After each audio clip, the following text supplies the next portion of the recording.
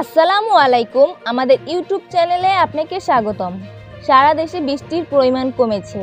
দুই এক জায়গায় ছাড়া সারা দেশে তেমন বৃষ্টি হয়নি বলে জানিয়েছে আবহাওয়া অধিদপ্তর। আজ ও আগামীকাল কোন কোন জেলার আবহাওয়া কেমন থাকতে পারে এ বিষয়ে কি বলছে আজকের আবহাওয়া রিপোর্টে জানিয়ে দেব সম্পূর্ণ বিস্তারিত। ভিডিওতে সঙ্গে থাকুন। আর সবার আগে সবার প্রথম আবহাওয়ার খবর জানতে আমাদের চ্যানেলটিকে সাবস্ক্রাইব করে রাখুন। এবার জেনে নিন এক নজরে। আবহাওয়ার পূর্বাভাসে বলা হয়েছে আজ সারা দেশে দিন ও রাতের তাপমাত্রা সামান্য বৃদ্ধি পেতে পারে। এছাড়া রংপুর, রাজশাহী, ময়মনসিংহ ও সিলেট বিভাগের অনেক জায়গায় এবং ঢাকা, খুলনা, বরিশাল ও চট্টগ্রামের কিছু কিছু জায়গায় অস্থায়ীভাবে দমকা হাওয়া সহ হালকা থেকে মাঝারি ধরনের বৃষ্টি বা বজ্রবৃষ্টি হতে পারে। সেই সঙ্গে রংপুর বিভাগের কোথাও কোথাও মাঝারি ধরনের ভারী থেকে অতি ভারী বর্ষণ হতে পারে।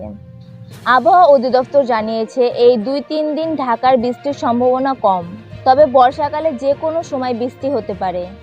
তবে এই সপ্তাহের শেষের দিকে বৃষ্টির প্রবণতা বাড়তে পারে। জানা গেছে মৌসুমি বায়ুর অক্ষ পাঞ্জাব, হরিয়ানা, উত্তরপ্রদেশ, বিহার, পশ্চিমবঙ্গ ও বাংলাদেশের মধ্যাঞ্চল হয়ে আসাম পর্যন্ত বিস্তৃত হয়েছে।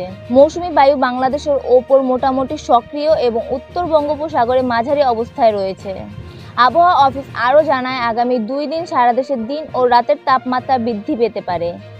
এই সময় রংপুর, ময়মনসিংহ ও সিলেট বিভাগের অনেক জায়গায় এবং ঢাকা, রাজশাহী, খুলনা, বরিশাল ও চট্টগ্রাম বিভাগের কিছু কিছু জায়গায় অস্থায়ীভাবে দমকা হাওয়া সহ হালকা থেকে মাঝারি ধরনের বৃষ্টি বা বজ্রবৃষ্টি হতে পারে।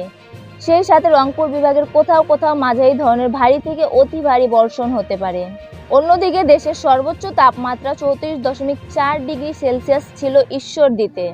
সর্বোচ্চ ১২০ মিলিমিটার বৃষ্টি হয়েছে যশোরে এবং সবচেয়ে বেশি বৃষ্টিপাত রেকর্ড করা হয়েছে রংপুর বিভাগে। তো এই ছিল এখনকার মতো। এরকম আবহাওয়ার খবর জানতে আপনারা আমাদের নিউজ বাংলার সাথেই থাকুন এবং নিয়মিত আবহাওয়ার আপডেট পেতে আমাদের চ্যানেলটিকে সাবস্ক্রাইব করে রাখুন। এতক্ষণ সঙ্গে থাকার জন্য ধন্যবাদ।